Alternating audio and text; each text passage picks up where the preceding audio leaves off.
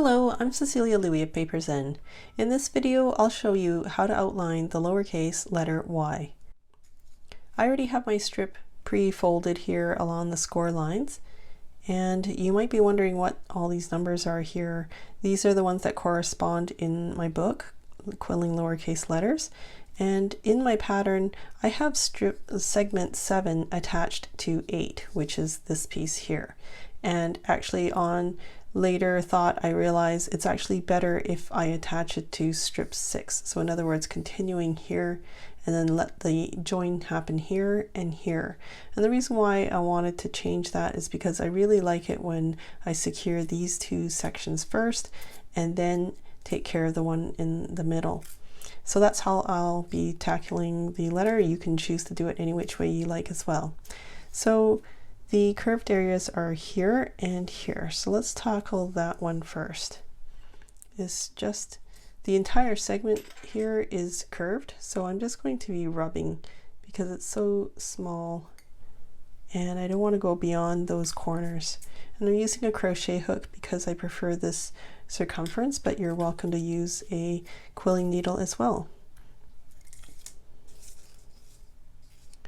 And I find that I prefer to practically over curl just a little because I find it's quite easy to uncoil to where I need it to go. And that's pretty much there. So let's tackle this guy. We want this portion to stay straight.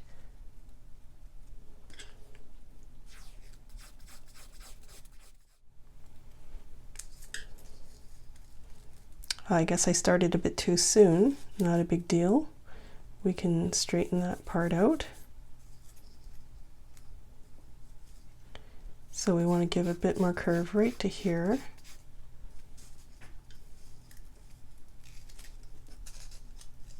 It's a lot of massaging back and forth. It's quite normal.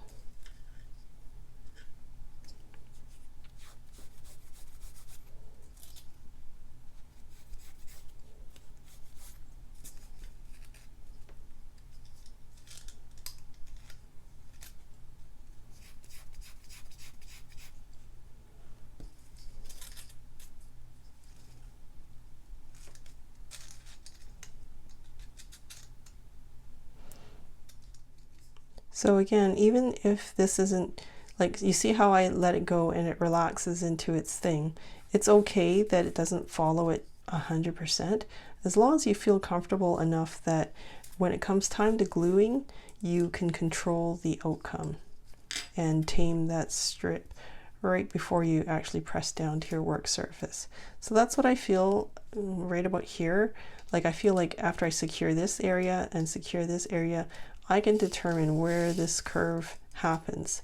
So it's up to you if you feel like you need to get this curve exactly, behaving before you go to glue, you go right ahead. For me, I'm pretty comfortable with guiding it when I go to glue. So I've already transferred this letter to my work surface. And if you don't know how to do that, just watch some of my earlier videos. So because these two areas are straight, I want to make sure that they line up, because your eye is going to be able to figure out if, one strip here is a little higher than the other. So I'm going to use this stiff card, which I've adhered to my work surface using removable tape, and it's going to act as a guide for me to tell me exactly where, these two edges need to line up and butt up against it. So let's get started on that. Okay, so I'm ready to glue my first strip. I'm going to tackle this part first. So I'm going to dip it into my smeared glue puddle. And if you don't know why I smear my glue puddle, you might want to watch my other video about glue. So I'm just going to set that part down and just use my tweezers and run that edge along, pushing the paper right against this edge here. And then I'm going to tackle this part. So I'm just going to strategically dip, so I don't want to go anywhere other than this straight area.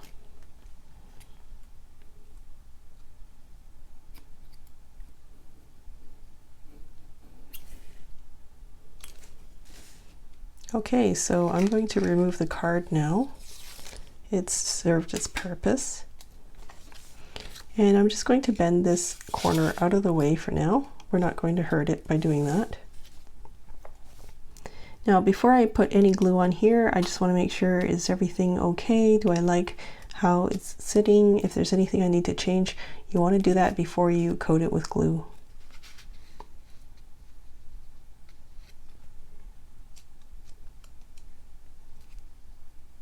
So I'm just going to lift and dip and lift and dip. And with a gentle tug towards my left, I'm just going to pull those two strips slightly taut so that there's no gentle, curve in either of these two strips. Okay, so I'm just going to bring this corner back, and I'm just going to coat that strip with glue now.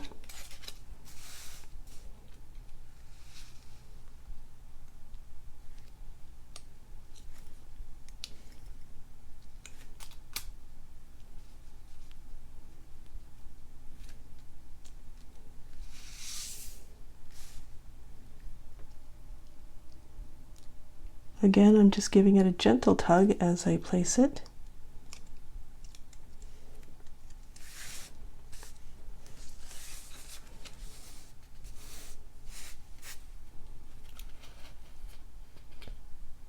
And then I'm just going to take care of that little corner, that little curve.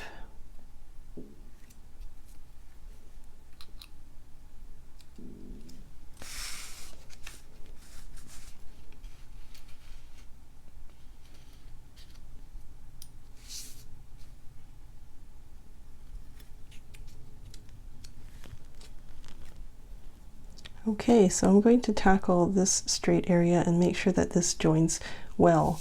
And to do that, I'm going to bring back my little ruler and place it here. And what that's going to do is make sure that this corner here, this piece, doesn't go too far this way or too far this way.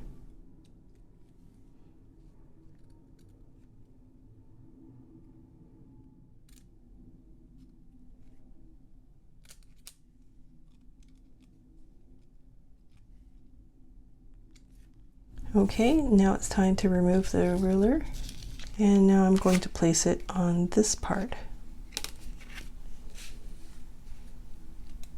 and make it perform the same function. So this area here and this area here are predetermined items. That's why I want to tackle them first, because really, if you needed to fudge, you have some room to do so here. So before I actually coat it with glue, I just want to check what is the state of this segment right now, and if I'm comfortable with that, then that's when I start proceeding.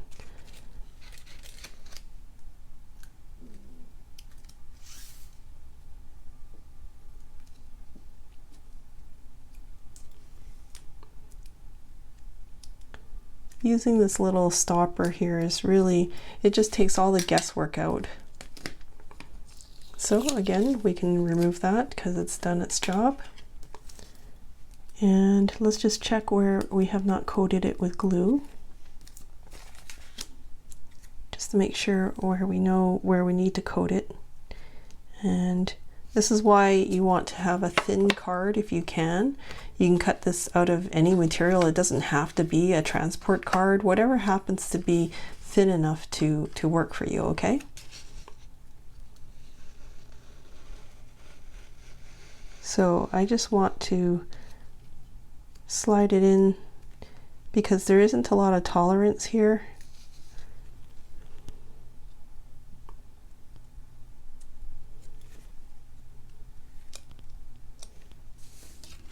Okay, so now I'm going to pick up a little bit of glue, about that much, and I'm going to push aside the paper and run the glue up the edge, and then just bring these two together by running your needle up along both corners, and that'll help join them tightly.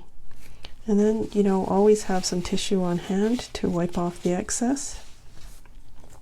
So I'll show you how to do that again on this corner. Again, just a little bit of glue, and then you push it aside, run the glue up, and then bring those corners together.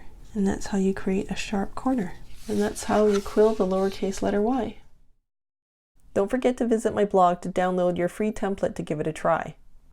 As for how to fill in the letters, please watch my previous videos for a variety of ideas.